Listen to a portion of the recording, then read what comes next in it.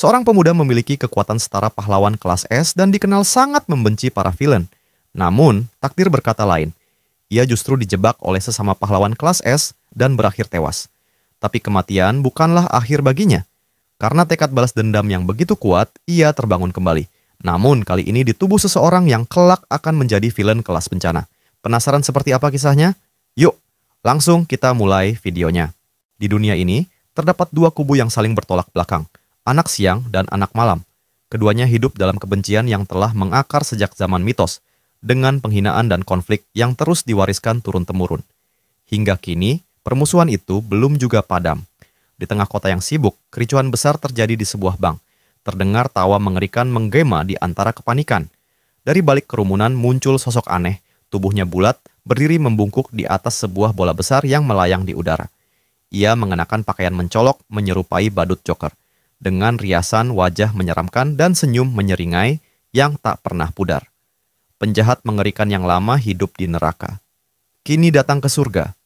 Serunya lantang, memperkenalkan dirinya dengan penuh percaya diri. Ia membentangkan tangannya ke samping, berdiri megah di atas bola melayang, lalu berkata dengan suara teatrikal, "Selamat datang di The Ralph Show." Para polisi yang mengepungnya bersikap waspada, menodongkan pistol mereka dengan tegang. Salah satu dari mereka menyadari potensi ancaman besar, berteriak pada rekan-rekannya, "Mundur, cepat menjauh dari sini." Namun peringatan itu datang terlambat. Dengan gerakan dramatis, pria yang menamakan dirinya Clown Ralph menghempaskan bola raksasa tempat ia berdiri ke tanah. "Dead ball," teriaknya. Sekejap kemudian, bola itu menghantam aspal keras, memicu guncangan hebat. Mobil-mobil yang ada di bawahnya hancur lebur, meledak satu demi satu seperti domino. Asap dan debu mengepul, sementara Ralph tetap berdiri di atas bola, menyeringai puas. "Wah, santapan yang lezat. Tepat seperti yang aku inginkan." Gumamnya penuh kegembiraan sadis. Dari kejauhan, seorang polisi mencoba menembaknya. Namun Ralph hanya melirik dengan ekspresi malas, lalu kembali menyeringai. Dengan santai, ia mengangkat telapak tangannya. Sebuah peluru meriam berukuran besar muncul begitu saja, dikelilingi kilatan energi ungu seperti petir. "Kemanapun aku pergi, selalu saja ada hama menyebalkan sepertimu," ujarnya. "Selamat tinggal, makhluk tidak berguna." Ia melempar peluru itu ke arah polisi. Dentuman keras dan ledakan besar langsung mengguncang lokasi. Cahaya menyilaukan disusul gelombang kejut menghanguskan apapun di sekitarnya. Ralph tidak menjalankan aksi sabotase bank itu seorang diri. Ia datang bersama beberapa rekan kriminalnya, gerombolan yang setia menebar kekacauan demi ambisi gila Ralph. Mereka menyerbu bank dan merampas segalanya, membuat pengunjung dan staf berteriak ketakutan. Tiba-tiba, sebuah bus sekolah berhenti di depan bank. Ralph, yang melihat kedatangan bus itu, menyipitkan mata ke arah kendaraan itu. "Ah, teman-teman yang lain sudah datang," gumamnya penuh percaya diri. Ia mengira bus itu telah disabotase oleh kelompok lain yang ikut mendukung aksinya. Tanpa ragu, ia memerintahkan anak buahnya, "Ayo, kita pulang, ambil hasilnya, dan bersiap." Mendengar perintah itu, para anggota kelompoknya langsung bergegas mendekat. Ralph, sementara itu, mengambil beberapa lembar uang dolar yang baru saja mereka rampok. Ia mengendusnya perlahan, seakan mencium aroma surgawi dari kehancuran. "Ini dia, bau yang kurindukan," ujarnya sambil tersenyum lebar. "Akan kugunakan uang ini bukan untuk kesenangan, tapi untuk menanamkan rasa takut dan kengerian." Dua dari anak buahnya kemudian membawa dua sandera menuju bus, seorang wanita dewasa dan seorang anak perempuan. Salah satu dari mereka menggedor pintu bus dengan kasar, memerintahkan sopir untuk membukanya. Tapi seperti umumnya bus sekolah, pintunya bergerak perlahan, membuat begundal itu semakin marah. Dari balik kemudi, sang sopir melihat dua sandera itu dan bertanya, "Siapa mereka?" Salah satu begundal menjawab, "Mereka ini sandera." Sopir menatap lebih dalam ke arah anak perempuan itu, lalu bertanya lagi, "Yang kecil itu? Siapa dia?" Dengan nada bangga, begundal itu menjawab, "Putri, anak gubernur." Dan yang satunya lagi adalah ibunya. Wanita yang ditarik paksa itu memohon sambil menangis, "Tolong, lepaskan anak saya." Namun permohonannya tak digubris. Sang anak hanya bisa menangis melihat ibunya diseret paksa masuk ke dalam bus. Begitu berada di dalam, sopir bus menatap kedua begundal itu tajam. "Lepaskan mereka," ucapnya datar, tapi tegas. Kedua begundal itu saling pandang, bingung dengan sikap sopir yang tak mereka duga. Tapi sebelum mereka bisa bereaksi lebih jauh, sang sopir langsung mencengkeram wajah salah satu begundal dengan tangan kosong. Cengkeramannya sangat kuat, membuat pria itu mengerang kesakitan. Begundal satunya terkejut dan membentak, "Apa yang kau lakukan, dasar keparat?" Namun si sopir hanya meliriknya sekilas, tatapannya dingin. Ia tidak berkata apapun. Sorot matanya cukup untuk membuat atmosfer di dalam bus berubah drastis. Di dunia ini, ada sebagian orang yang terlahir dengan kemampuan istimewa. Beberapa di antara mereka membangkitkan kekuatan tersebut demi kebaikan. Namun banyak pula yang memilih jalan kegelapan, terjerumus dalam keserakahan dan kekacauan. Mereka yang memiliki darah anak malam dan memilih menjadi kriminal dikenal sebagai villains. Ralph adalah salah satunya. Dengan senyum lebar menyeringai di wajahnya, Ralph merasa bahwa kemenangan sudah di tangan. "Kita menang!" teriaknya. "Saatnya pulang dan rayakan dengan pesta barbecue." Anak buahnya bersorak kecil, bersiap mundur dari lokasi sambil membawa hasil rampokan dan sandera. Namun, suasana yang semula dipenuhi euforia mendadak berubah saat salah satu begundal tiba-tiba terlempar keluar dari bus, menghantam kaca hingga pecah berantakan. Tubuhnya jatuh keras ke aspal. Semua orang terdiam. Ralph menatap bus itu dengan ekspresi syok, keringat dingin mulai menetes di pelipisnya. Dari dalam bus, sosok sopir itu melangkah keluar perlahan. Siapa engkau?" tanya Ralph dengan suara gemetar, menunjuk sosok yang kini berdiri di hadapan mereka. Sopir itu tak langsung menjawab. Ia hanya menunduk. Penutup kepalanya masih membayangi wajahnya. Lalu, dengan satu gerakan, ia melepaskan penutup kepala itu dan menatap Ralph tajam. "Aku di sini," katanya pelan, namun penuh tekanan, "untuk mengumpulkan sampah." Ucapan itu menggema di telinga para villains dan mendadak hawa di sekitar mereka menjadi jauh lebih berat. Orang-orang seperti sopir itu bukan manusia biasa. Mereka adalah musuh alami para villains. Para manusia super yang lahir dari darah anak siang. Mereka yang dikenal sebagai Psykers. Mereka adalah kekuatan penyeimbang, pelindung masyarakat, dan penegak keadilan dalam dunia yang retak oleh konflik darah dan kekuatan. Sosok sopir itu adalah seorang Psyker yang ditakuti. Namanya Cassian Lee. Ralph yang mengenal nama itu langsung pucat pasi. Wajah cerianya kini berubah penuh teror. Seluruh tubuhnya menegang. Begitu pula rekan-rekannya yang hanya bisa berdiri terpaku, tak sanggup bergerak ataupun berkata-kata. Di tangan Cassian, bara api mulai menyala perlahan. Lidah-lidah api merah menyala dari telapak tangannya, semakin membesar, semakin panas. "Kalian," ucap Cassian dengan suara dingin. Bahkan tidak bisa didaur ulang. Seketika, nyala api di tangannya membesar menjadi kobaran api membara. "Aku akan membakar kalian semua sampai mati, dasar keparat." Di pagi yang cerah, di sebuah kota dengan gedung-gedung tinggi menjulang, banyak orang berlalu lalang di jalanan. Di salah satu gedung, sebuah siaran TV menayangkan laporan dari seorang reporter mengenai insiden perampokan yang terjadi di Fifth South Avenue. Berita itu menuai kritik tajam karena penegak hukum dinilai menggunakan kekuatan mereka secara berlebihan. Komisi Hak Asasi Manusia menyatakan bahwa Psyker tingkat atas, Cassian Lee, telah bertindak terlalu brutal dalam penanganan kasus tersebut. Mereka bahkan telah mengajukan permintaan resmi kepada Lampas untuk menindaklanjuti masalah ini. Adegan beralih ke sebuah gedung megah bergaya futuristik, Lampas cabang Washington. Di dalamnya, seorang wanita duduk santai di kursi, menyilangkan kakinya sambil menikmati teh. Di tangan kirinya, ia memandangi sebuah tablet. Wanita itu adalah Tuppence Schiller, seorang Psyker peringkat S. Ia menatap seseorang yang duduk di meja seberangnya, lalu bertanya, "Apa kau seorang villain?" Pria di hadapannya memanggil wanita itu dengan sebutan direktur, sambil meremas gelas kardus di tangan kanannya. Pria itu adalah Cassian. Dengan nada kesal, ia menjawab, "Seharusnya kau tidak main-main dengan villain." Direktur menyanggah, "Apa kau tidak bisa bercermin pada kesalahanmu? Karena kau mengabaikan rencana dan bertindak sendiri, kita kehilangan Ralph. Bahkan publik tidak menyukai kita sekarang." Cassian membalas, suaranya mulai meninggi. "Keparat itu menggunakan sandera." Direktur kembali menyanggah, "Kalau begitu, seharusnya kau lebih berhati-hati. Keselamatan sandera adalah prioritas utama." Cassian hanya tersenyum kecil, memejamkan mata, dan mengangkat tangan kanannya sedikit. "Aku punya kepercayaan diri untuk menyelamatkannya." Direktur menatapnya tajam. "Kalau kau seorang Psyker, kau harus berpikir dan bertindak seperti bagian dari satu kesatuan. Aku ingin kau membuat keputusan yang bijak. Hanya karena kau pikir sesuatu itu benar, bukan berarti itu keputusan yang tepat. Lihat hasilnya, apa bedanya kau dengan villain?" Cassian terdiam. Mata kirinya terpejam, tidak berkata apa-apa. Direktur melanjutkan, "Kau sekarang berada dalam masa percobaan. Kau tahu apa yang akan terjadi jika kau membuat kekacauan lagi, bukan?" Cassian tersentak, tetap diam, tak mampu membantah. Tak lama kemudian, Kasian meninggalkan ruangan itu. Ia berjalan menyusuri lorong gedung sambil menggerutu. Tak heran dia dipanggil penyihir menara baja. Jeff bisa-bisanya bersahabat dengan penyihir macam itu. Dalam hati, Kasian berniat untuk kabur atau melakukan sesuatu yang serupa. Ponselnya berdering. Ia menatap layar. Ternyata dari Jeff. Ia mengangkatnya. "Ada apa?"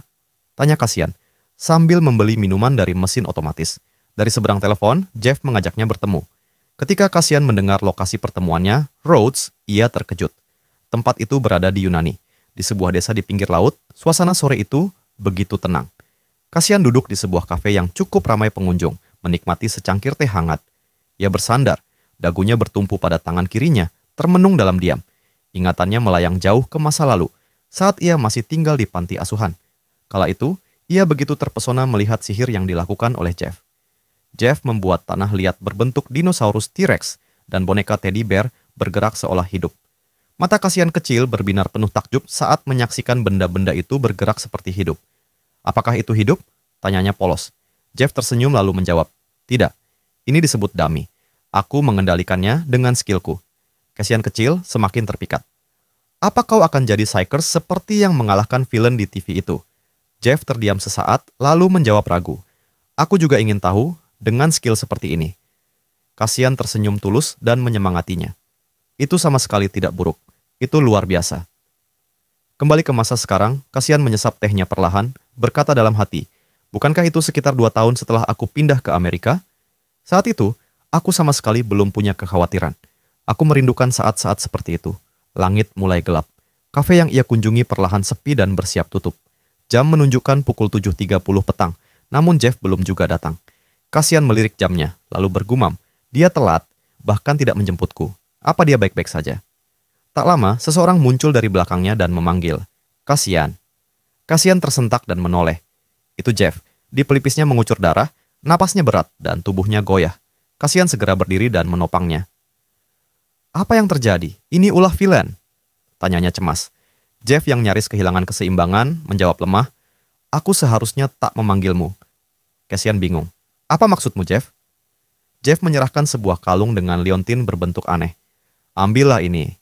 Kasian, semakin khawatir, meraih kalung itu. "Oke, aku terima, tapi kondisimu sangat buruk." Jeff berusaha tetap tenang. "Aku baik-baik saja," ucapnya. Namun tiba-tiba darah segar keluar dari mulutnya. Kondisinya benar-benar kritis. Kasian terperanjat. "Aku tak punya waktu untuk menjelaskan," kata Jeff terbata. "Tinggalkan tempat ini sekarang juga." Dengan suara meninggi, Jeff berteriak, "Kalau kau tetap di sini, kau akan dalam bahaya." Kasian kebingungan. "Bagaimana bisa aku meninggalkanmu begitu saja?"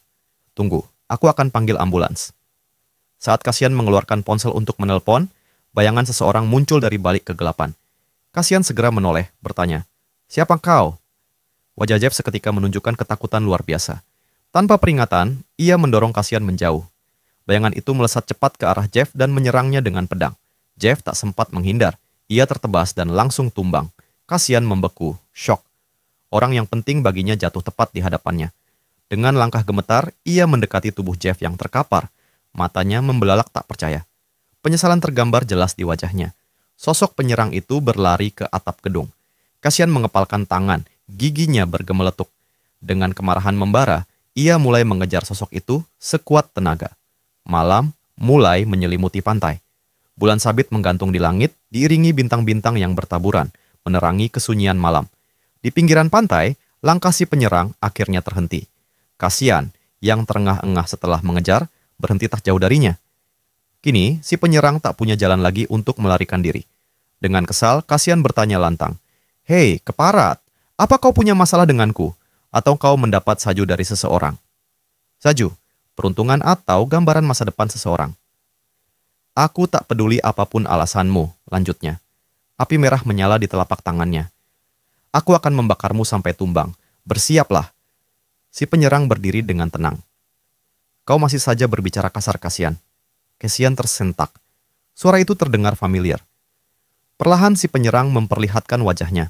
Dia adalah Jack, teman satu organisasi dan Psychers Rank S. Kasian semakin marah. "Dasar keparat, kenapa kau melakukan ini?" Jack menjawab tanpa ragu, "Aku hanya menyingkirkan pengkhianat organisasi." "Omong kosong," sahut Kasian. Tiba-tiba seorang wanita muncul dari balik kegelapan. Dia mengatakan kebenaran, ucapnya. Kasian menoleh ke arahnya. Wanita itu adalah Lila, juga seorang Psykers rank S. Jeff membunuh rekannya. Ada saksi dan bukti. Kepala eksekutif Lampas sudah mengkonfirmasinya, kata Lila datar. Jack menambahkan, Kasian, kau juga dicurigai. Percakapanmu dengan Jeff perlu dijelaskan.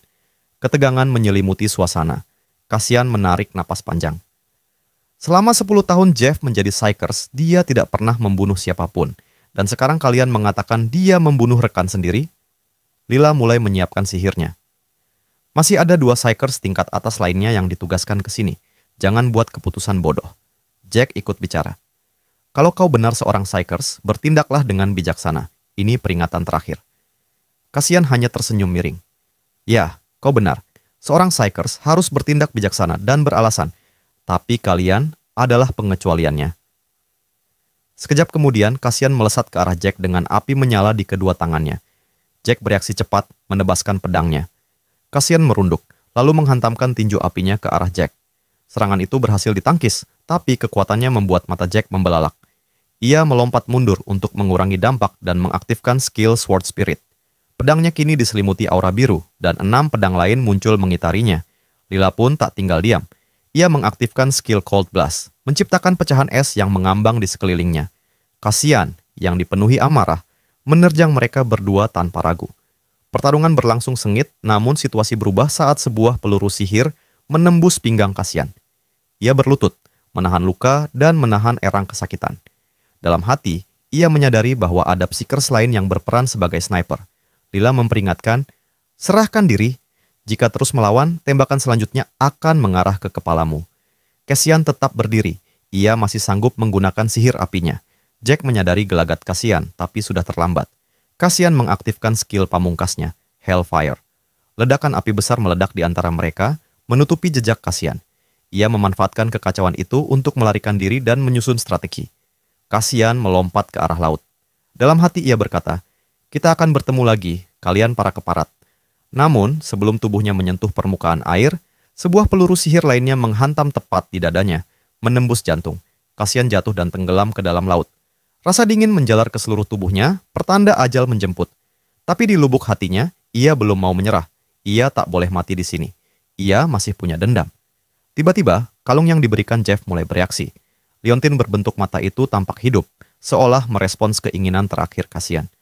Di suatu sekolah di Korea Selatan, seorang anak sedang dibuli. Kepalanya ditekan ke dalam kloset penuh air hingga nyaris tak bernapas. Namun tiba-tiba, tubuhnya tersentak. Anak itu kembali sadar, menarik kepalanya keluar dari air, terengah-engah. Ia diam terpaku, bingung dengan apa yang baru saja terjadi. Yang lebih mengejutkan, kalung yang sama seperti milik Kasian kini tergantung di lehernya. Anak laki-laki itu masih tampak kebingungan. Ia bergumam pelan. Di mana aku? Bukankah sebelumnya aku jatuh dari tebing? Begitu menyadari suaranya terdengar berbeda, ia segera berdiri di depan cermin di toilet sekolah. Tatapannya terpaku pada pantulan dirinya yang kini jauh lebih muda. Ia meraba wajahnya, menelusuri tiap lekuk dengan bingung. Apa ini benar-benar aku? Tidak mungkin. Ini tidak masuk akal. Kenapa aku jadi bocah? Apa yang terjadi dengan tubuhku? Ia mencoba menyangkal kenyataan itu.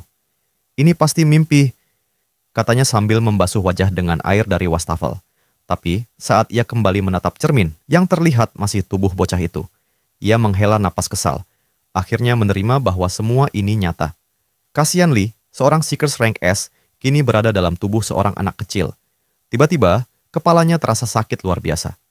Gelombang ingatan asing menyerbu masuk, menunjukkan kehidupan pemilik tubuh ini, penuh penderitaan, bullying, pukulan, hingga detik terakhir saat kepalanya ditekan ke dalam kloset. Ia mulai menyadari bahwa tempat ini adalah Korea. Kasian menggumam pelan. Bagaimana ini bisa terjadi? Apa hubungan ingatan ini denganku? Saat lamunan itu berlangsung, tiba-tiba terdengar suara. Jadi, kau sudah bangun, Kasian?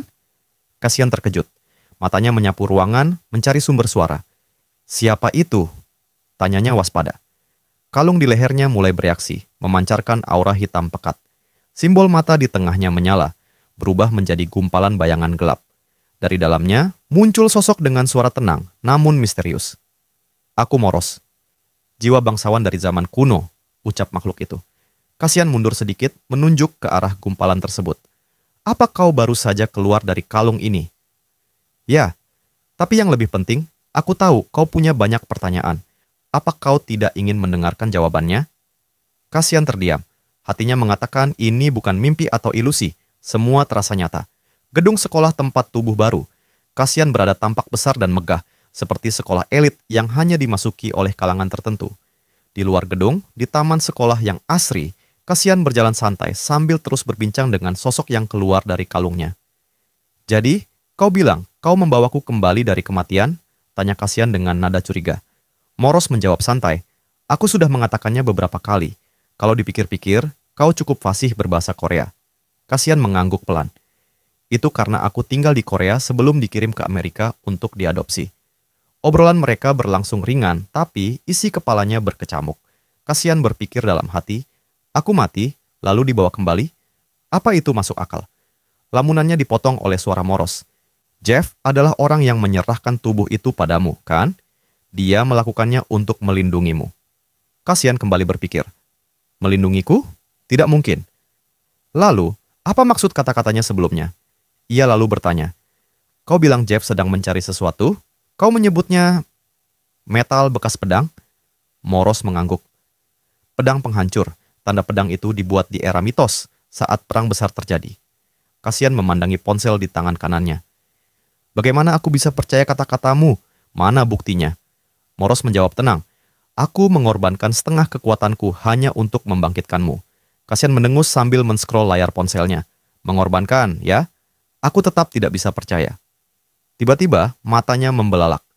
Di layar ponsel tertera berita yang mengejutkan. Kasian Lee dicurigai sebagai pelaku pembunuhan terhadap Jeff. "Apa?" gumamnya pelan. "Omong kosong macam apa ini? Itu semua tidak benar." Kasian menggertakkan giginya keras. "Para keparat itu, berani-beraninya mereka memfitnahku seperti ini. Bukannya melindungi orang yang tidak bersalah, mereka malah mencoba menguburku." Moros mencoba menenangkan. "Kalau kau terus seperti ini, kau..." Tubuh Kasian mendadak mengalami perubahan. Tato hitam muncul di pipinya. Mata kanannya berubah menjadi biru, sementara mata kirinya menjadi kuning keemasan. Cahaya putih menyala dari tubuhnya, diselimuti oleh latar hitam pekat yang mengelilinginya. Ia membungkuk, tubuhnya gemetar karena amarah.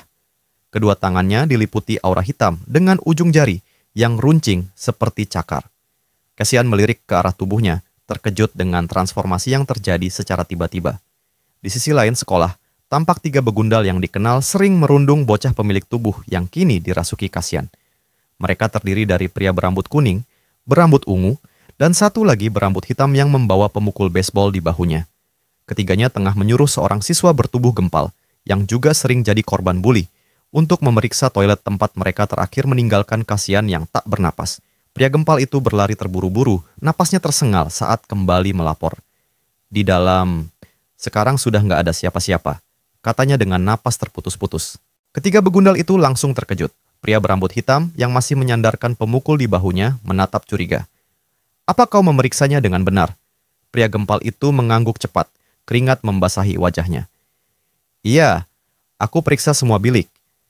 Pria berambut hitam melanjutkan, "Bagaimana dengan polisi atau ambulans?" "Tidak ada. Aku tidak melihat yang seperti itu," jawab pria gempal pelan. Pria berambut kuning menggertakkan giginya, ekspresinya penuh emosi. "Apa-apaan ini?" Matanya menatap tajam ke arah pria berambut hitam, lalu melanjutkan, "Kau bilang dia mati. Nyatanya dia cuma nggak bernapas. Dasar idiot." Pria berambut hitam tampak gugup, tidak bisa menjawab. Wajahnya penuh kebingungan. Ia mencoba mengingat kejadian sebelumnya. Mustahil, dia benar-benar tidak bernapas waktu itu. Sementara itu, pria berambut ungu memberi isyarat agar si gempal pergi. Pria gempal itu cepat-cepat angkat kaki, lega bisa menjauh dari mereka. Pria berambut kuning masih kesal. "Sialan. Karena tipuannya, aku hampir kena serangan jantung. Keparat itu pasti cuman bereaksi berlebihan." Pria berambut ungu membuka tutup minumannya, menusukkan sedotan ke dalam, dan berkata santai, "Sudah, nggak apa-apa. Yang penting dia nggak mati. Semuanya jadi baik-baik saja." Pria berambut kuning melirik ke arahnya. "Terus, apa yang akan kau lakukan tentang dia?" Pria berambut ungu menyeruput minuman dari sedotannya. "Menurut kalian gimana?" tanyanya pelan. Lalu, sambil tersenyum licik dan menjulurkan lidah sedikit, ia berkata, "Aku akan mengikutinya dan menghajarnya lagi." Kasian berada di atap gedung sekolah, bersandar pada tembok untuk menghindari pandangan orang. Tanpa basa-basi, ia bertanya pada Moros dengan nada kesal, menuntut penjelasan kenapa dirinya menjadi seorang villain. Moros menjawab dengan napas terputus-putus bahwa hal itu terjadi karena Kasian sendiri, karena ia kembali hidup padahal seharusnya sudah mati. Keseimbangan takdir menjadi tidak simetris. Awalnya, tubuh yang kini ia tempati memang ditakdirkan untuk bertahan dan menjadi seorang villain di masa depan, bahkan villain kelas katastrof, kelas bencana. Mata Kasian membelalak mendengar kenyataan itu. Ia benar-benar tidak menyangka dirinya sekarang dianggap sebagai villain kelas bencana. Ekspresi wajahnya berubah pucat. Ia memukul tembok di belakangnya dengan keras. Bekas tinjunya meninggalkan retakan yang dalam. Ia menggerutu pelan. Sial. Kasian berteriak, "Kenapa?" Ia menatap Moros penuh amarah. "Kenapa kau menghidupkanku kembali?" Moros berusaha menenangkan. "Kasian, meskipun ini sulit, kau harus menenangkan dirimu." Kasian menyuruhnya diam. Moros melanjutkan, "Aku sudah tahu ini. Para villain, rasionalitas mereka mudah diambil alih oleh keinginan yang kuat. Kau bisa merasakannya, bukan? Niat jahat yang mulai melingkari dirimu." Kasian terperanjat, mulai menyadari sesuatu dari dalam dirinya. Moros berkata lagi, "Saat ini, aku masih bisa menjaganya tetap terkendali. Tapi jika amarahmu terus bertambah, niat itu akan sulit dikendalikan." Kasian menyuruhnya berhenti bicara. Ia menutup wajahnya dengan kedua tangan, terduduk, meratapi kenyataan. Suaranya lirih. "Kenapa harus villain? Kenapa bukan?" Sebelum ia selesai berbicara, Moros menyela, "Kau harus hidup. Jika Jeff ada di sini, dia pasti akan mengatakan hal yang sama." Kasian menurunkan tangannya, menatap Moros. "Apa maksudmu?" Moros menjelaskan, "Sebelum kita bertemu, Jeff sempat memberitahuku. Dia menyesal telah mendorongmu ke dalam semua ini. Meskipun dia tahu ajalnya sudah dekat, dia tidak membuat rencana untuk menyelamatkan dirinya sendiri. Sebaliknya, dia menyimpan satu-satunya kesempatan bertahan dan memberikannya padamu. Jadi, jangan biarkan pilihannya menjadi sia-sia." Kasian terdiam. Perasaannya campur aduk, terlalu rumit untuk diungkapkan. Moros memanggil pelan, "Kasian." Ia melanjutkan, "Kau harus menenangkan dirimu, seperti yang kau lakukan sekarang." Kasian mendesis, "Jangan memerintahku. Itu sangat menyebalkan." Moros menatapnya dan bertanya, "Apa itu artinya kau tidak ingin kembali menjadi manusia?" Kasian mulai tenang. Ia menarik napas, lalu berkata pelan, "Aku akan mencoba." Cuaca semakin terik, tapi langit tetap cerah. Kasian masih duduk di atap gedung, termenung. Ia bertanya kepada Moros dengan nada tajam, "Sebenarnya kau ini apa? Dan jangan jawab dengan omong kosong jiwa bangsawanmu itu." Moros menyipitkan mata. "Apa kau setertarik itu?" "Tentu saja," jawab Kasian. "Jika kau cukup kuat untuk membangkitkan orang mati, maka..." Moros langsung menyela, "Saat kau menemukan pedang penghancur, kau akan mengetahuinya secara alami." Kasian terlihat kecewa. Ia menyandarkan punggung pada pagar tembok gedung, bergumam, "Mungkin bekas metal itu..." "Tidak. Pedang penghancur itu mungkin ada hubungannya dengan kematian Jeff." Moros juga merasakan hal yang sama. Kasian melirik ke arahnya, tapi tidak mengatakan apapun. Tiba-tiba, terdengar suara dari arah kiri. "Pecundang!" 3 begundal sudah menemukan Kasian. Si rambut ungu yang berdiri di tengah tersenyum miring. "Senang sekali tahu kau ternyata masih hidup." Di sisi lain sekolah, sekelompok siswi tampak terpaku, terpesona oleh seseorang yang berjalan melewati lorong. Mereka mengaguminya, menganggap ini pertama kalinya mereka melihat pria setampan itu. Orang yang mereka maksud adalah Kim Woo-chan, seorang psyker magang. Tubuhnya tegap dan tinggi, dengan rambut merah mencolok. Saat berjalan menyusuri lorong, ponselnya berdering. Ia mengambilnya dari saku celana, terlihat nama Lee Dae-wong Sunbae di layar. Ketika ia mengangkat telepon, matanya tanpa sengaja tertuju ke arah atap gedung di seberang. Karena penasaran, ia berkata pada penelepon, "Aku akan hubungi nanti," lalu memutuskan sambungan. Kembali ke Kasian, ketiga begundal belum menyerang, hanya berdiri menatapnya. Kasian juga diam, tapi pikirannya sibuk. Ingatan tentang pemilik tubuh ini, Kwon Kang-woo, yang sering dibuli oleh mereka, muncul kembali. Kasian menoleh ke arah Moros di belakangnya. Moros berkata, "Jangan khawatir. Tidak ada seorang pun yang bisa melihatku selain kau." Si rambut kuning menunjuk Kasian dengan kesal. "Sial, aku benar-benar kaget. Aku stres memikirkan keparat ini sebelumnya." Pemilik tubuh itu, Kwon Kang-woo, adalah korban mereka. Si rambut ungu mendekat dan berkata, "Kau memang tidak tahu apa-apa seperti biasa. Kalau kau tidak mati, seharusnya kau langsung melapor. Siapa yang bilang kau boleh bersembunyi di sini? Cassian menjawab datar. Apa kalian sudah selesai dengan omong kosongnya? Ketiga begundal itu sedikit terkejut mendengar kalimat itu keluar dari mulut seseorang yang telah mereka bully bertahun-tahun. Cassian menatap mereka tajam. Aku sedang sangat kesal sekarang. Ia mengepalkan tinju, meletakkannya di dada. Aku tidak terlalu tertarik memukuli bocah kecil, tapi aku pikir kalian perlu diberi pelajaran. Moros memperingatkan, jangan gunakan kekuatan villainmu. Bahkan tanpa itu, fisikmu sudah jauh di atas manusia normal. Tahan dirimu. Cassian sudah tahu batasannya. Si rambut kuning mendekat, marah. Apa yang kau gumamkan? Kau berani membentak sekarang? Sudah benar-benar gila, ya? Cassian menatapnya santai. Tatapan itu membuat rambut kuning makin murka. Dahinya berkerut, matanya tajam. Cepat tunduk, dasar keparat. Sebelum pukulannya mendarat, sebuah tinju cepat menghantam wajahnya. Serangannya sangat akurat. Rambut kuning langsung terkapar tengkurap di depan Cassian. Dua begundal lainnya terkejut melihat temannya jatuh hanya dengan satu pukulan. Rambut hitam yang membawa pentungan baseball maju sambil berteriak, "Mati kau, keparat!" Cassian hanya melihatnya dengan santai. Ketika pentungan diayunkan, ia menahannya dengan tangan kosong, lalu melayangkan tinju ke arah lawannya. Pukulan itu cukup kuat hingga membuat si rambut hitam terpental ke belakang. Rambut ungu terdiam, kaget bukan main. Kedua temannya sudah terkapar hanya dengan satu pukulan masing-masing. Cassian menatapnya. Apa kau pernah merasa bersalah karena menindas seseorang? Rambut ungu tak menjawab. Cassian mengulang, kenapa kau tidak menjawab? Tiba-tiba, rambut ungu menyeringai. Ia tertawa kecil dan berkata dengan angkuh, aku merasa mual melihat pecundang sepertimu berlagak seperti ini. Kau pikir kau hebat setelah menjatuhkan para kentang goreng itu?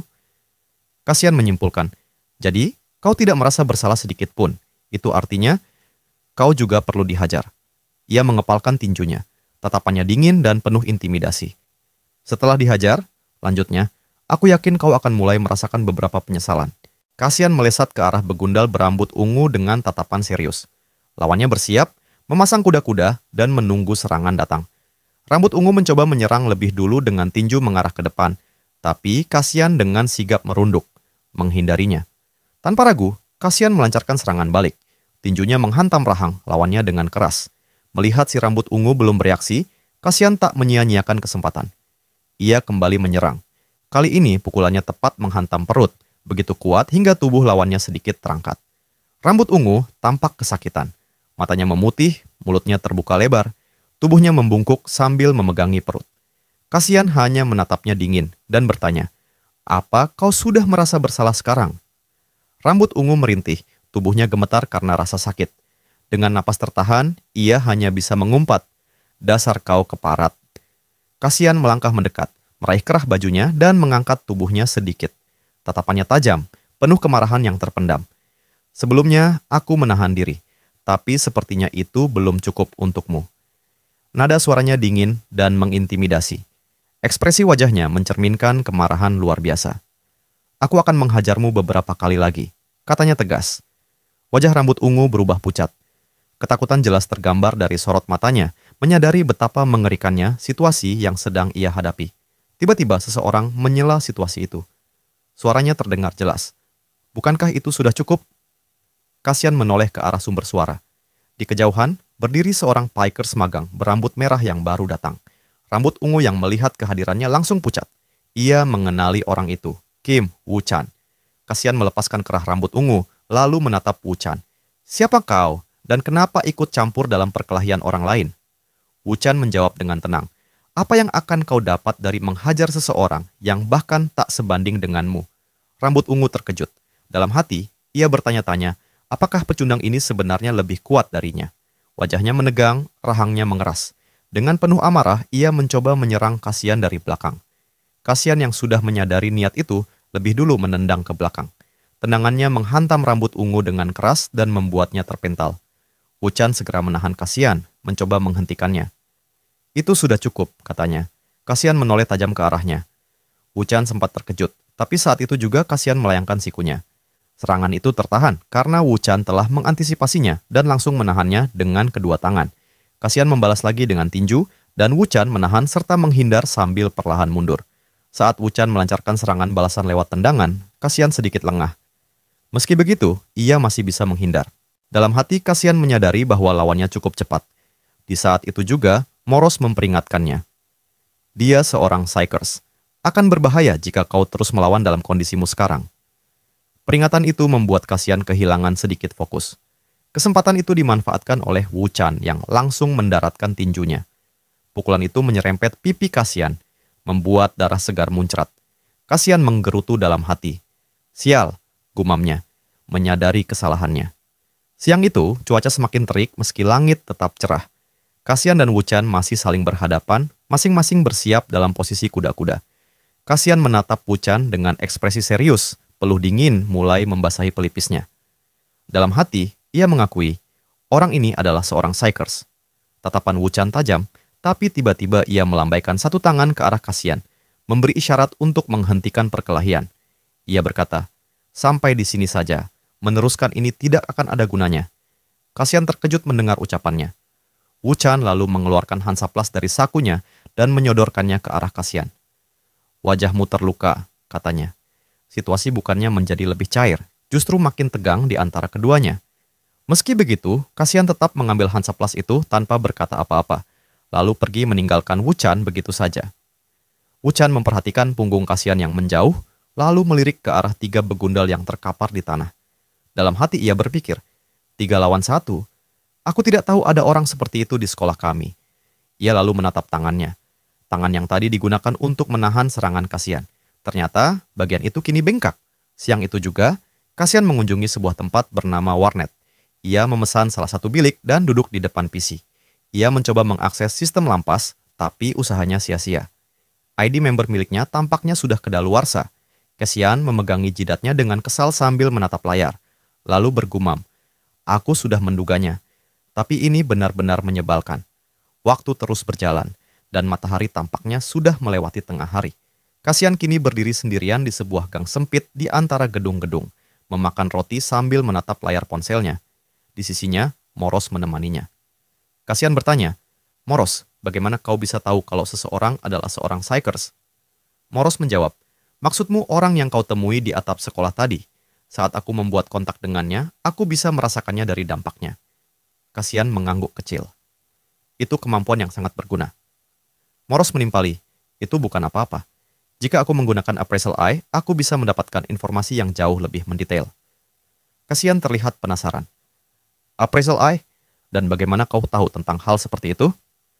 Moros menjawab dengan santai. Karena aku adalah jiwa bangsawan yang meneliti dan menginvestigasi pengetahuan dunia ini. Dan karena kita sedang membahasnya, bagaimana kalau kau mencoba berubah menjadi villain? Yang terbaik untuk sekarang adalah mencari tahu kemampuanmu. Siapa tahu kau perlu menggunakan kekuatanmu di masa depan. Kasian terdiam, tatapannya kosong, seperti sedang memikirkan sesuatu yang sulit dijelaskan. Moros menyimpulkan, sepertinya kau tidak mau. Kasian akhirnya membuka suara. Tentu saja aku tidak mau, tapi aku akan mencobanya. Ia menunduk, tatapannya masih kosong, pikirannya kalut.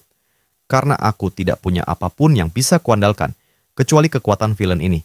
Apa yang harus aku lakukan? Moros menjelaskan, menjadi villain itu sama saja dengan kehilangan kendali atas keinginan dan emosimu. Kasian menatap Moros. Kedengarannya cukup rumit. Moros melanjutkan, dalam kasusmu, sepertinya amarah yang menjadi pemicunya. Kasian menatap tangan kanannya yang terkepal. Amarah? Ingatan masa lalunya muncul, tentang Jeff, tentang kebersamaan mereka, hingga kematian Jeff. Amarah itu bangkit. Kilatan biru dan aura gelap mulai keluar dari tubuhnya. Ia mengepalkan kedua tangannya dan berteriak kencang dengan wajah penuh amarah. Lampas, dasar kalian keparat, aku akan membunuh kalian semua. Melihat itu, Moros bertanya, apa yang kau lakukan? Kasian menjawab tajam, aku sedang marah. Moros terlihat tak terpengaruh. Kau tidak perlu berteriak. Aku hanya menyuruhmu membayangkannya di dalam kepalamu. Kasian menggerutu kesal. Kenapa kau tidak memberitahuku lebih awal? Sebuah mobil biru melaju menuju suatu lokasi. Di dalamnya terjadi perbincangan serius. Nama villainnya Blaster, ujar seseorang. Dia penjahat yang suka meledakkan sesuatu, lalu menikmati hasil kerjanya. Di dalam mobil, seorang pria sedang melihat sebuah tablet. Layar menampilkan sosok Blaster beserta catatan kejahatannya. Pria itu melanjutkan, sepertinya dia masuk ke negara ini secara ilegal lewat pelabuhan Incheon. Terakhir, Dia terlihat di distrik Gadam sore ini.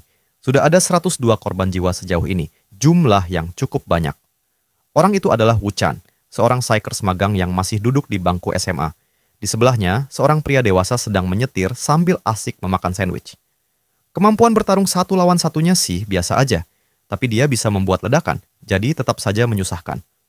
Namanya Lee Dae-wong, seorang psykers peringkat B. Dae-wong menambahkan, ditambah lagi kepribadiannya kacau dan kelihatannya sudah kehilangan beberapa sekrup. Wu Chan menimpali dengan nada serius. Satu-satunya jawaban untuk seorang villain adalah pembasmian. Mereka bukan apa-apa selain kriminal antisosial yang tidak bisa mengendalikan keinginan dan emosinya. Kita harus mencabut mereka dari akarnya sebelum mereka bertindak. Dae-wong melirik Wu Chan sebentar. Hei, kau sadar nggak? Kau jadi menyeramkan tiap kali kita bicara soal villain. Wu Chan menjawab dengan datar. Tugas seorang psykers adalah mengejar keadilan. Aku hanya mengatakan apa yang perlu dikatakan. Dae-wong terkekeh kecil. Aku satu-satunya yang harus khawatir soal keadilan di sini. Fokus bantu aku saja, Tuan Magang. Wu Chan menoleh ke arahnya, tapi tidak mengatakan apapun. Di antara gedung-gedung tinggi yang menjulang, Kasian berdiri di bawah dalam wujud transformasi villain miliknya. Tatapannya terfokus pada layar sistem yang mengambang di depannya. Nama di layar itu, Kwon Kang Wo, catatan khusus, villain, catastrophic class. Atribut Darkness. Kasian memandangi tulisan itu lekat-lekat. Bagi matanya, semuanya tampak seperti layar dalam game. Di sampingnya, Moros memberi penjelasan. Skill yang bisa kau gunakan saat ini adalah Shadow Blade dan Self-Healing. Kasian menoleh sekilas dan baru menyadari sesuatu. Luka di pipinya, yang sebelumnya menganga, kini telah sembuh tanpa bekas. Moros menjelaskan, berkat self-healing itu, lukamu pulih dengan cepat. Kasian menatap tangan kirinya. Kalau tanganku terpotong, atau kakiku, apakah bisa tumbuh kembali? Sepertinya bisa, jawab Moros. Tapi kekuatan itu terbatas pada jumlah mana yang kau miliki. Kasian menggeser pandangannya ke bagian layar bertuliskan Hidden Skill. Kalau yang ini, apa maksudnya? Itu adalah kekuatan tersembunyi, ujar Moros. Belum bisa kau akses sekarang, tapi akan terbuka saat kau tumbuh lebih kuat. Kasian mengernyit. Kenapa manaku cuma 300 poin? Untuk kelas katastrofe, itu agak rendah. Katastrofe kelas mengacu pada potensimu, jelas Moros. Kau tahu pepatah tentang batu kasar yang bisa menjadi berlian, bukan? Apakah kau akan tetap jadi batu atau berubah jadi berlian? Itu tergantung kerja kerasmu. Kasian kembali menatap layar sistem. Skill appraisal eye-mu ini bisa digunakan ke orang lain? Bisa, jawab Moros. Tapi ingat, hanya bisa digunakan 3 kali sehari. Kalau lebih dari itu? Aku pernah mencobanya bersama Jeff. Aku langsung jatuh tidur setengah hari karena kelelahan, kata Moros. Kasian menatapnya, meletakkan jari telunjuk di dagunya. Setengah hari? Moros terdiam, tak yakin dengan ekspresi Kasian. Lalu dia bergumam, ayo periksa skill utamamu. Apa yang harus kulakukan? Meneriakkan nama skill seperti di game? Tanya Kasian. Tidak perlu, jawab Moros.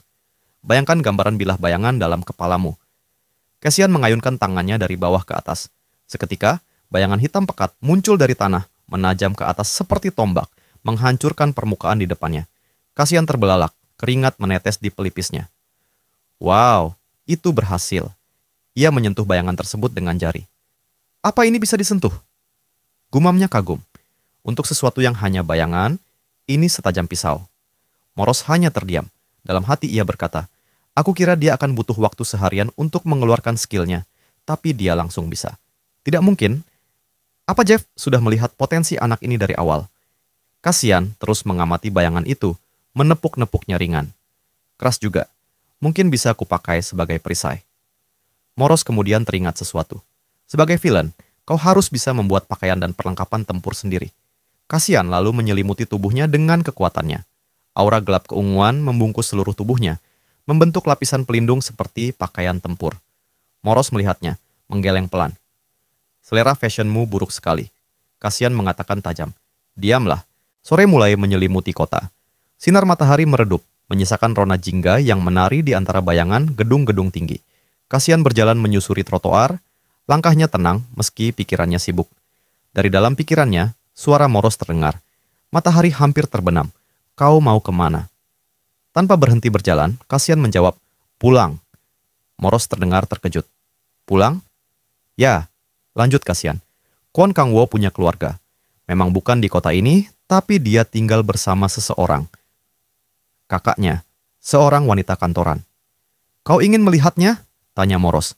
Tentu saja, jawab Kasian. Mungkin dia ditakdirkan menjadi seorang villain kelas katastrofe, tapi Kwon Kang-wo sangat peduli pada kakaknya. Moros bertanya pelan. Apa kau merasa bersalah? Kasian menoleh sedikit. Bukankah kau yang bilang dia mati karena aku, meskipun seharusnya dia tidak mati? Belum sempat Moros menjawab, sebuah ledakan besar mengguncang udara. Asap membumbung dari gedung di seberang jalan, disusul teriakan panik warga yang berhamburan. Api mulai menjalar dari dalam gedung, membakar lantai bawah. Kasian menoleh cepat. Tatapannya mengarah pada kobaran api. Orang-orang di sekitar mulai berteriak, menyebut bahwa seorang villain telah menyerang dan menyandera seorang ibu dan anak. Kasian terdiam sesaat. Tatapannya tajam, dan tanpa ragu, ia mulai berlari menuju gedung yang terbakar. Kasian, tunggu! Seru Moros. Kau mau melawan villain? Dia bukan preman biasa, kekuatannya jauh di atas manusia normal. Masih berlari, Kasian menjawab tegas. Kalau begitu, aku tinggal berubah jadi villain juga. Moros menegaskan. Itu tindakan tabu. Villain tak seharusnya bertarung sesama mereka. Kau tahu itu. Bahkan sebagai mantan Psyker, kau pasti mengerti.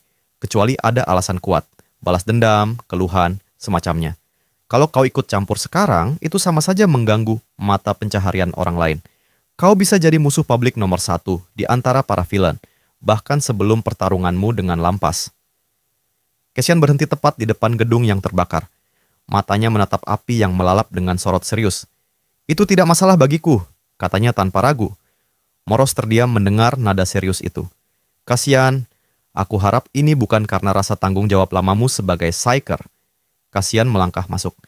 Bukan, ujarnya pelan. Di sana ada Sandra. Mereka bilang seorang ibu dan anak terjebak.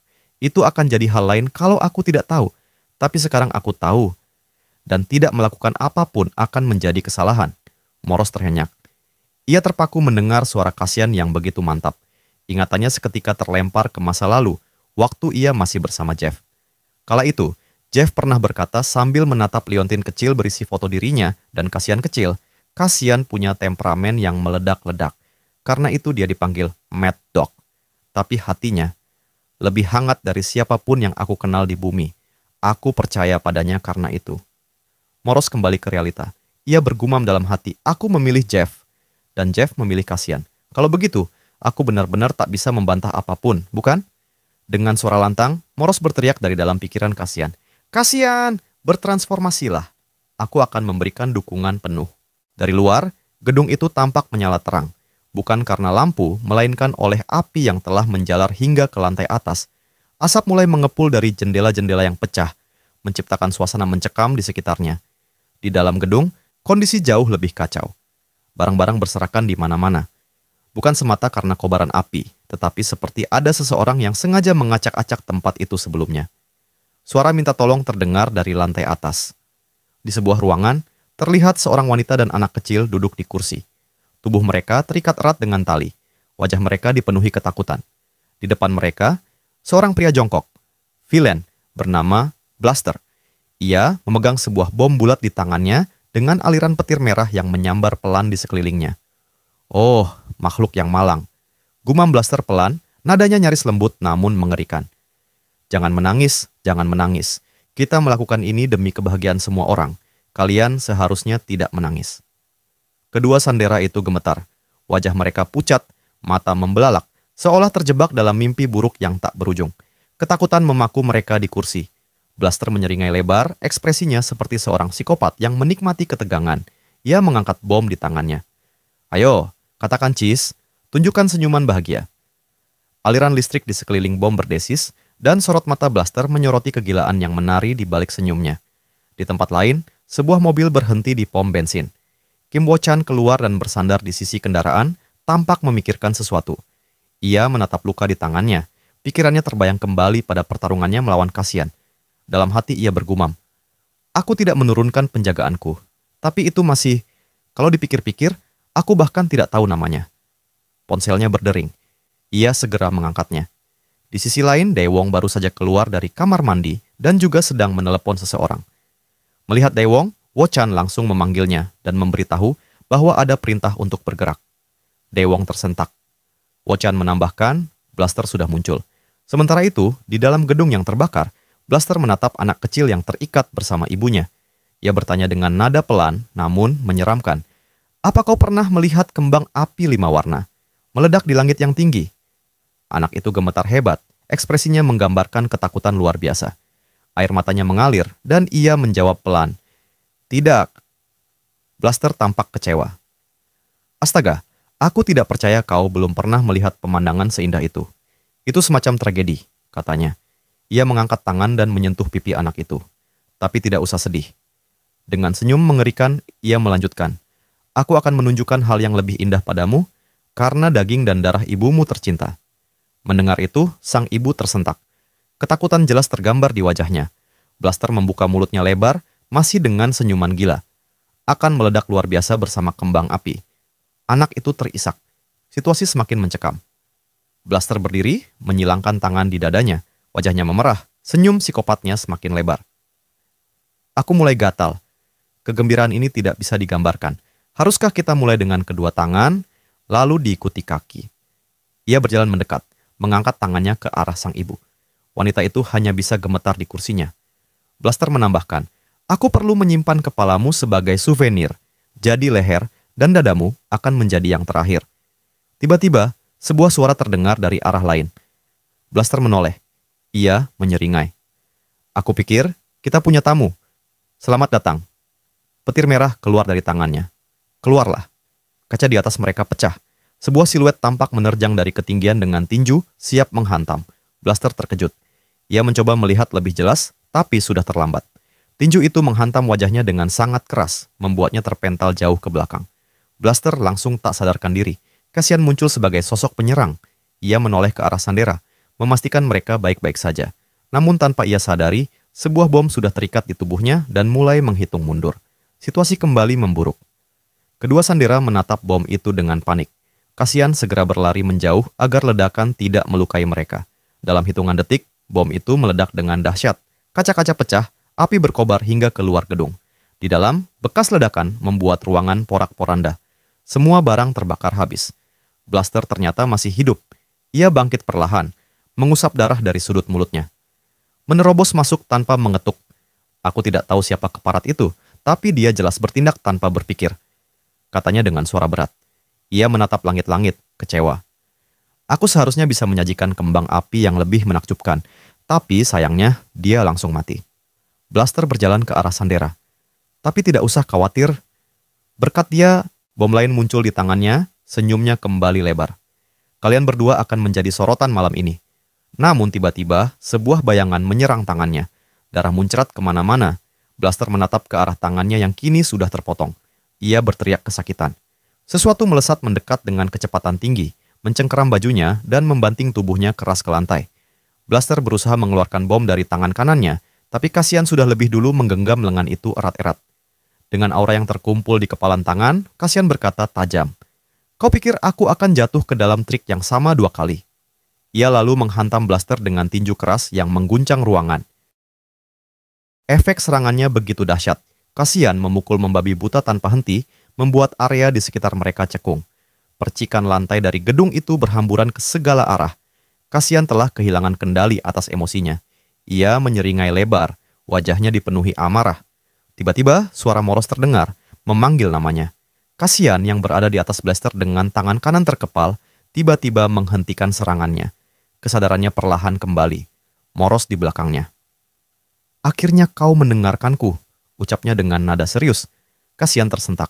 Ia kebingungan, menyadari bahwa tadi ia memukul Blaster tanpa sadar, tanpa ampun. Kini Blaster benar-benar tak sadarkan diri. Ia melihat tangannya yang berlumuran darah, matanya masih terbelalak. Kau tadi berada dalam kondisi kegilaan yang tak terkendali, kata Moros dari belakang. Kasian masih terdiam, ekspresinya bingung dan terkejut. Emosimu, pergi ke neraka dan menutupi akal sehatmu, lanjut Moros. Jika kau tak bisa mengambil kembali kesadaranmu, kau akan menjadi orang gila yang hanya sibuk memenuhi keinginanmu sendiri. Kasian menutup sebagian wajahnya dengan tangan kanan. Ia meringis, ekspresinya kecewa dengan dirinya sendiri. Ia menggerutu pelan, jelas menyesali tindakannya. Tak lama kemudian, Kasian perlahan bangkit. Moros bertanya apakah keadaannya baik-baik saja dan tentang ledakan yang baru saja terjadi. Kasian yang sudah berdiri menjawab singkat, "Aku baik-baik saja, kita harus mengurus Sandera dulu." Ia melangkah menuju tempat kedua Sandera berada. Mengingat Kasian adalah seorang villain, kedua Sandera itu ketakutan. Mata mereka membelalak, tubuh gemetar hebat. Situasi terasa sangat mengerikan bagi mereka. Mobil polisi telah tiba dan berhenti di depan gedung. Blaster yang sudah tidak sadarkan diri dibawa keluar menggunakan tandu oleh petugas. Daewoo dan Wo-han berada di tempat kejadian perkara bersama 2 polisi dan 2 orang lainnya. Mereka telah menerima informasi bahwa kedua Sandra dalam keadaan aman. Para petugas berasumsi bahwa pertarungan antara 2 villain tersebut hanya merupakan konflik internal, dan sosok yang melawan Blaster adalah villain yang tidak dikenal. Wo-chan berjongkok di dekat puing-puing dan melihat sebuah boneka beruang tergeletak di lantai. Ia mengambilnya, menatap boneka itu dalam diam, sambil berpikir dalam hati, mereka menculik anak kecil. Hanya kematian yang pantas untuk seorang villain seperti itu. Sementara itu, 2 polisi yang tengah memeriksa area berdiskusi pelan. Salah satu dari mereka mengatakan bahwa ia mendengar kabar soal villain yang menyelamatkan para Sandra. Polisi lainnya langsung menepis, menganggapnya omong kosong. "Aku juga mendengarnya," sahut polisi lain. Banyak saksi yang bilang begitu. Wo-chan yang mendengar percakapan itu langsung menegur mereka dengan tegas agar tidak menyebarkan informasi tersebut ke siapapun. Tak jauh dari situ, Daewoo memanggil Wo-chan dan memberinya perintah untuk mengamankan rekaman CCTV dari ruang staf di lantai pertama. Ia sendiri akan menyelesaikan situasi di lokasi dan menyusul segera. Wo-chan mengangguk menerima instruksi itu.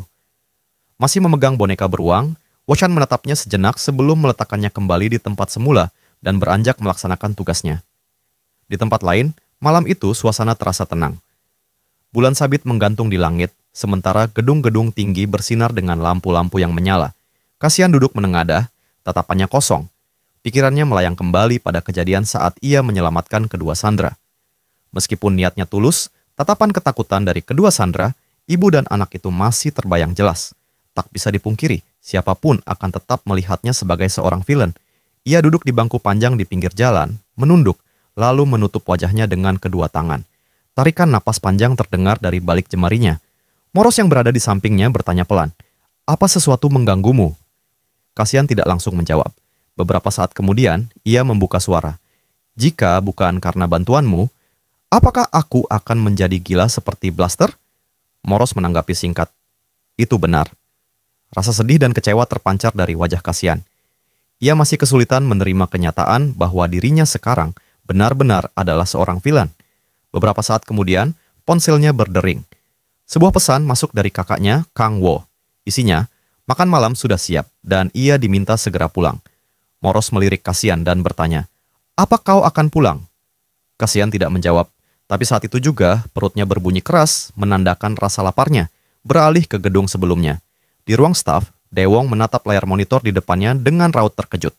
Keringat mengalir di pipinya. 2 polisi yang berjaga di ruangan itu juga membelalakan mata mereka, termasuk Wo-chan yang berdiri di belakang. Rekaman CCTV yang mereka lihat menampilkan sosok seorang villain sedang melepaskan ikatan tali dari seorang ibu dan anaknya.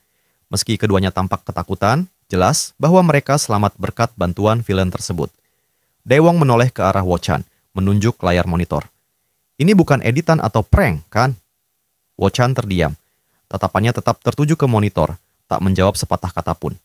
Di tempat lain, sebuah apartemen besar, tepatnya kamar 701. Kasian berdiri terpaku di depan meja makan. Di atas meja, beberapa makanan telah disiapkan, sebagian ditutup tudung saji. Di atas tudung saji, ada secarik kertas kuning bertuliskan, "Panaskan nasinya dan rebus di microwave. Jangan lupa makan. Aku juga beli buah, simpan di kulkas." Kasian terdiam membaca tulisan itu. Perhatian kakaknya membuat pikirannya melayang ke masa lalu, saat ia masih kecil dan tinggal di panti asuhan. Waktu itu, ia terlalu asik bermain hingga lupa waktu. Karena datang terlambat, penjaga panti tak memberinya makan. Tiba-tiba, seseorang menyodorkan sepotong roti ke arahnya. Kasian kecil menoleh. Itu Jeff. Jeff meletakkan jari telunjuk di depan mulut, memberi isyarat agar ia makan diam-diam. Jangan sampai diketahui direktur. Kasian kecil memakan roti itu dengan lahap. Senyum bahagia terpancar dari wajahnya. Kembali ke masa kini. Setelah beberapa saat, Kasian sudah menyiapkan makanannya. Saat ia menyuapkan sup ke mulut, pikirannya kembali lagi pada kenangan makan bersama Jeff di meja makan. Hangatnya, suasana itu terasa begitu jauh, tapi ia tahu, ia sangat merindukannya. Meskipun sekarang ia makan seorang diri, Kasian tetap bersyukur dan berterima kasih atas makanan yang disediakan. Pagi itu cuaca sangat cerah. Sinar matahari masuk menembus jendela kamar Kasian, menyinari ruangan dengan hangat. Jam menunjukkan pukul 7.50 saat Kasian membuka matanya. Ia baru saja terbangun, masih mencoba mengumpulkan kesadarannya. Ia masuk ke kamar mandi dan mulai menyikat gigi. Dalam hati, ia bergumam bahwa dirinya kini bukan lagi dirinya yang dulu. Rasanya tak masuk akal harus menjalani hidup orang lain. Ia sempat berpikir akan merasa lebih baik setelah tidur, tetapi kenyataan tetap tak berubah. Jika bisa memilih, Kasian lebih suka kembali ke masa lalu. Lamunannya terganggu saat Moros menyapanya. Kasian terlihat sedikit kesal. Saat hendak berangkat sekolah, suara dari belakang menyapanya. "Kau sudah mau berangkat sekolah?" Kakaknya, Kwon Yuri, terlihat baru bangun tidur. Ia mengatakan, "Setidaknya kau harus memberitahuku kalau mau berangkat." Kasian merasa canggung. Ia sempat berpikir, apakah sebaiknya ia memberitahu Kwon Yuri bahwa ia bukanlah adik kandungnya yang asli. Kwon Yuri lalu memberikan sebuah check card sesuai dengan yang pernah mereka bicarakan sebelumnya. Ia berkata bahwa uang saku Kwon Kang-wo sudah dimasukkan ke dalam kartu dan memintanya untuk menggunakannya dengan bijak. Kasian menerima kartu itu. Ingatan tentang Kwon Kang-wo pun menintas di benaknya. Ia teringat saat Kang-wo meminta uang saku bulan depan diberikan lebih awal, dengan alasan dompetnya hilang. Padahal, kenyataannya ia diperas oleh para pembuli. Karena tak tahu hal itu, Kwon Yuri bersedia memberikan uang saku lebih awal, dengan syarat menggunakan check card agar ia bisa memantau pengeluaran Kang-wo. Kasian memahami situasinya. Ia berpamitan dan berjanji akan berhati-hati dengan kartunya. Saat ia hendak keluar, Kwon Yuri kembali memanggil. "Hari ini kau terlihat berbeda," katanya. Kasian tersentak. Ternyata yang dimaksud adalah gaya rambut Kang-wo yang berubah. Kwon Yuri tampak senang melihatnya. Kasian menjawab santai. "Aku hanya mengubah cara menyisirnya saja." Saat ia mulai berlalu, Kwon Yuri masih penasaran dan bertanya, "Apa kau punya pacar sekarang?" Kasian hanya melambaikan tangan sambil menjawab, "Aku berangkat dulu." Di sekolah, tepatnya di ruang kelas 31, suasana terasa janggal. Tatapan murid-murid tertuju pada satu orang, seorang siswa berambut kuning yang tampak babak belur, wajahnya tertutup hansaplas. Ia adalah salah satu pembuli di sekolah itu. Merasa diperhatikan oleh seluruh isi kelas, ia berdiri kesal dan membentak. "Lihat apa kalian? Bisik-bisik lagi, ku bunuh kalian semua. Berhenti memandangiku." Ia menggertakkan giginya, wajahnya dipenuhi amarah. Dalam hatinya ia mengumpat, ini semua gara-gara si keparat pecundang itu. Tiba-tiba, seseorang menepuk bahunya. Begundal itu menoleh dengan ekspresi kesal, tetapi langsung kicep saat melihat siapa yang menyentuhnya. Kwon Kang-wo. Kasian, yang kini menempati tubuh Kang-wo, bertanya dengan nada santai, tapi auranya terasa mengintimidasi. "Di mana tempat dudukku?" Dengan keringat dingin menetes di pelipisnya, si pembuli buru-buru menunjukkan tempat duduk Kasian. Kasian berjalan ke depan kelas dan duduk santai di kursinya. Di sebelah Kasian, Moros, yang tak terlihat oleh orang lain, berbisik, "Dia dari tadi terus menatapmu dengan penuh kebencian." Kasian tetap diam. Ia bahkan tak menoleh sedikit pun untuk memastikan, tak tertarik pada provokasi begundal itu. Di sudut kelas, sekelompok siswa tampak sibuk mengobrol. Mereka membicarakan kejadian pertarungan antar villain yang terjadi kemarin. Topik itu jelas mengarah pada Kasian. Salah satu dari mereka menyebutkan bahwa telah terjadi pembunuhan acak dan korbannya adalah gadis SMA. Salah seorang anak tampak bergidik saat menceritakan berita itu. Menurut laporan, pelaku memotong anggota tubuh korban dan mengisap habis darahnya. Dugaan sementara menyatakan bahwa pelakunya adalah villain bernama Driver, pemimpin Philzone di distrik Gadam. Philzone dikenal sebagai wilayah khusus bagi para villain. Anak lain menambahkan bahwa Driver juga dikenal melakukan eksperimen pada manusia, membuat suasana obrolan makin mencekam. Sementara itu, di luar sekolah, para begundal yang sebelumnya dipermalukan oleh Kasian tengah merencanakan balas dendam. Mereka mendatangi seseorang yang tampak lebih berbahaya, tubuh kekar, gaya urakan, dan rambut mohawk berwarna oranye. Tujuannya jelas, membunuh Kwon Kang-wo. Begundal berambut ungu yang sebelumnya dihajar oleh Kasian menyerahkan amplop berisi uang kepada pria berambut oranye itu. Pria itu merangkulnya, lalu tersenyum, menyeringai dengan tatapan intimidatif. "Kau mau aku harus mematahkan beberapa anggota tubuhnya, atau langsung membunuhnya saja?" Saat pulang sekolah, Kasian berjalan melewati lorong sekolah bersama kerumunan siswa lain yang juga hendak pulang. Suasana ramai dengan langkah kaki dan suara obrolan para pelajar. Tiba-tiba, sebuah suara memanggil dari belakang. "Kau di sana, berhenti!" Kasian menoleh. Yang memanggilnya adalah Wo-chan. Ia mendekat dan berkata, "Aku tidak tahu namamu. Apa kamu sudah sembuh?" Kasian menunjuk Hansaplast yang menempel di pipinya. "Lihat saja sendiri," ujarnya datar. Padahal, lukanya sudah sembuh sepenuhnya. Ia sengaja tetap memakai Hansaplast agar tidak perlu bertemu dengan Wo-chan, sekaligus menghindari kecurigaan yang lebih jauh. Kasian menatap Wo-chan dan bertanya, "Kenapa kau memanggilku? Apa kau mau membayar biaya rumah sakitku?" Wo-chan melirik ke arah tembok di belakang mereka, merasa seperti ada seseorang yang sedang mengintai. Ia menjawab, "Sebagai ganti biaya rumah sakit, bagaimana kalau aku memberimu sesuatu yang lain?" Kasian tersenyum tipis lalu membalikkan badan. Sambil berjalan menjauh, ia berkata, "Urus saja urusanmu sendiri." Wo-chan terdiam, tersentak dengan respons itu. "Siapa namamu?" tanyanya cepat. Kasian tidak menoleh. Ia hanya melambaikan tangan dan menjawab singkat, "Kwon Kang Wo."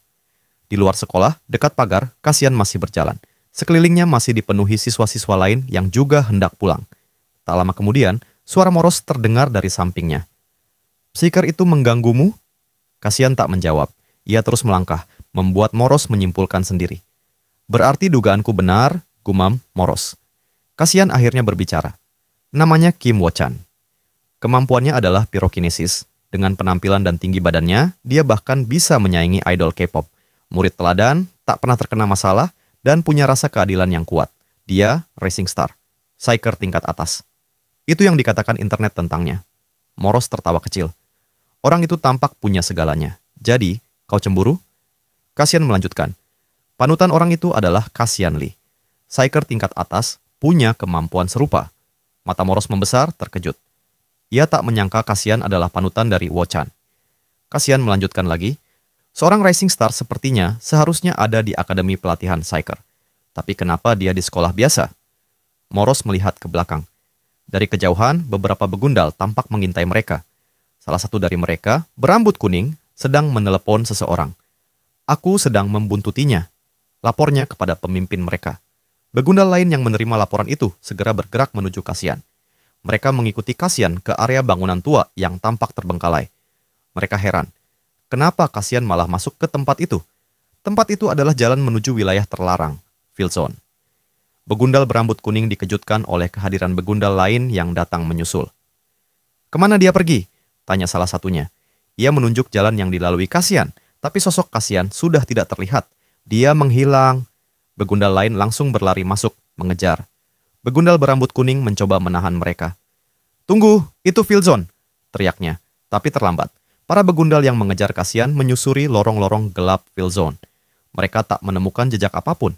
Tidak ada bayangan, tidak ada suara, bahkan sehelai rambut pun. Di mana sih keparat itu? Bukannya ini jalan buntu? Tiba-tiba, sebuah suara muncul dari belakang mereka. "Kalian mencariku?" Kasian berdiri tenang di balik mereka. "Kalau aku yang kalian cari, berarti kalian datang ke tempat yang tepat." Di dinding belakang, sebuah kamera CCTV menangkap semua kejadian. Dari kejauhan, seseorang sedang mengawasi melalui layar komputer di sebuah ruangan gelap. Seorang anak laki-laki duduk sendirian, mengenakan pakaian seperti street boys dengan dominasi warna ungu.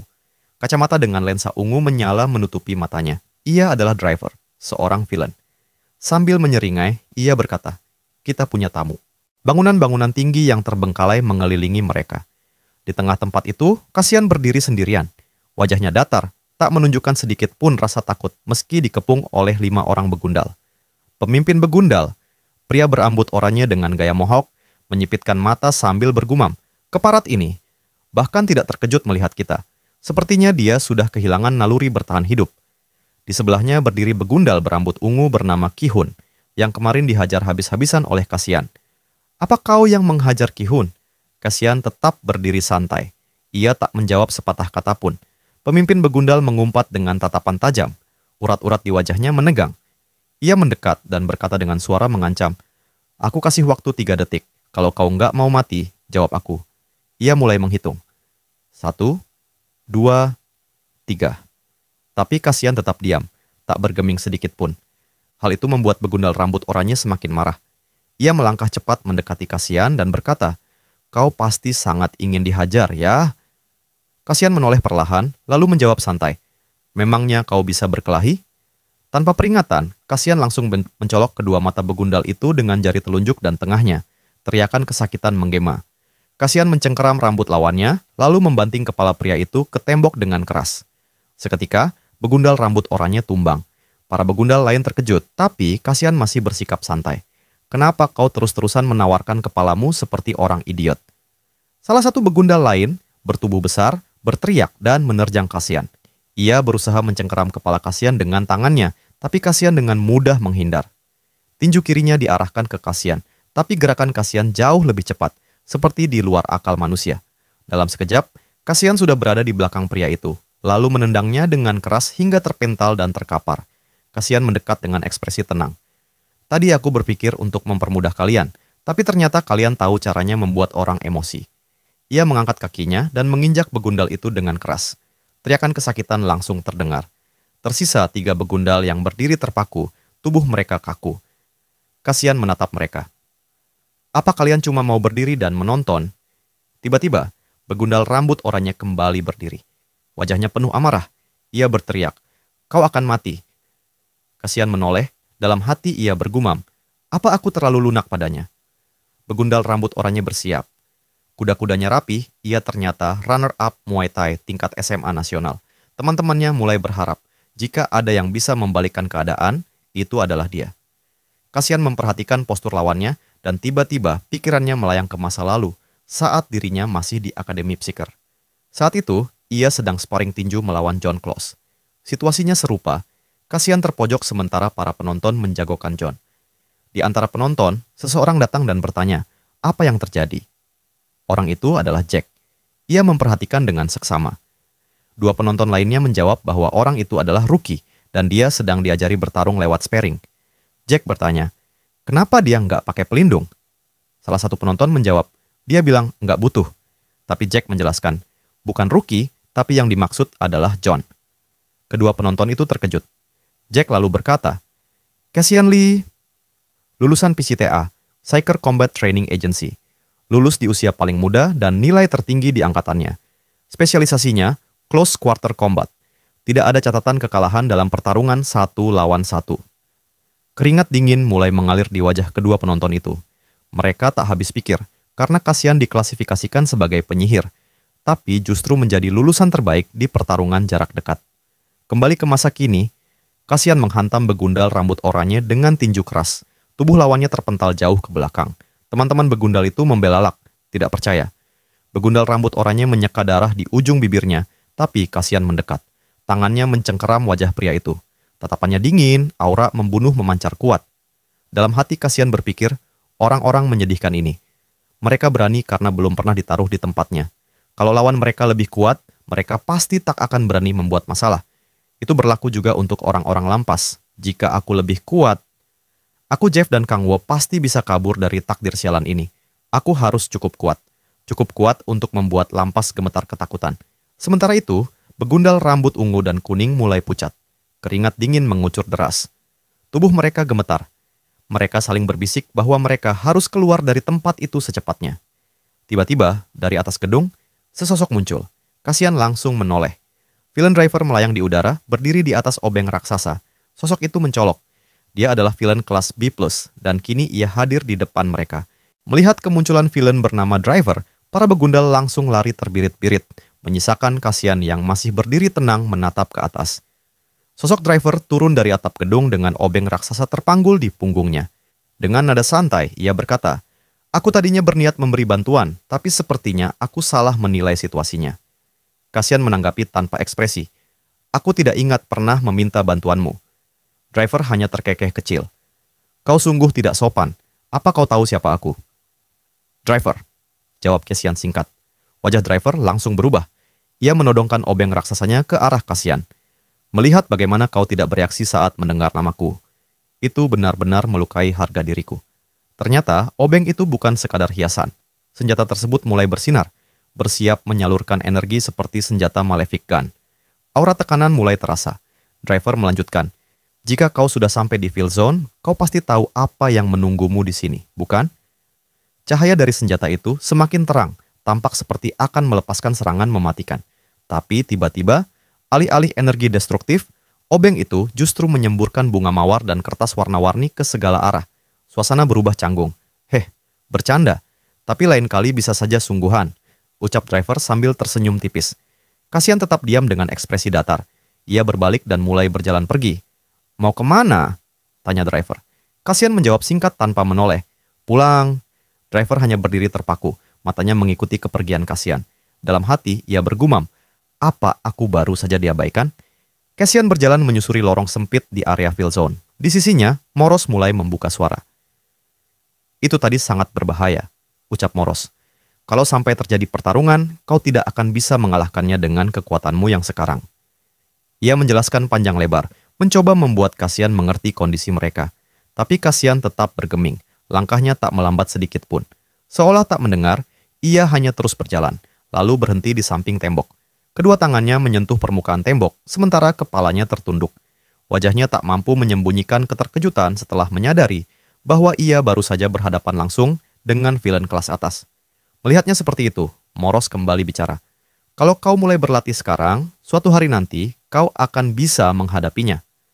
Kasihan menjawab pelan, hampir seperti bicara pada diri sendiri.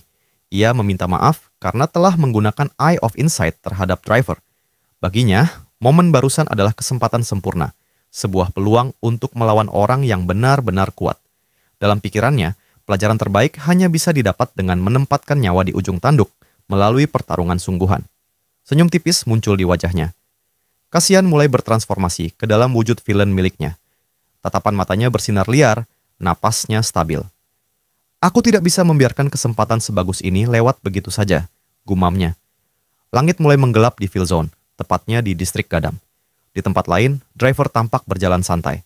Langkah kakinya mengayun pelan, sambil mengingat kembali kejadian sebelumnya, momen saat Kasihan melawan para begundal. Ingatan tentang tendangan tajam Kasihan membuatnya berpikir. Anak SMA sekarang menakutkan juga, ujarnya pelan. Ia merasa ada sesuatu yang berbeda dari Kasihan.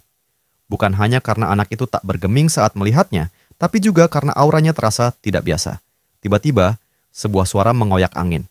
Sesuatu melesat ke arahnya dengan kecepatan tinggi. Driver menoleh sedikit, menyadari bahwa itu adalah Kasihan dalam wujud villain yang datang menyerang. Serangannya luar biasa kuat. Driver sempat menangkisnya, tapi tetap terdorong jauh ke belakang. Kasihan tidak memberi waktu untuk bernapas. Ia langsung kembali melesat, melepaskan tekniknya yang dinamai Shadow Knives. Kali ini, driver memilih untuk menghindar. Ia melompat tinggi ke udara, menghindari hujan serangan brutal dari Kasihan.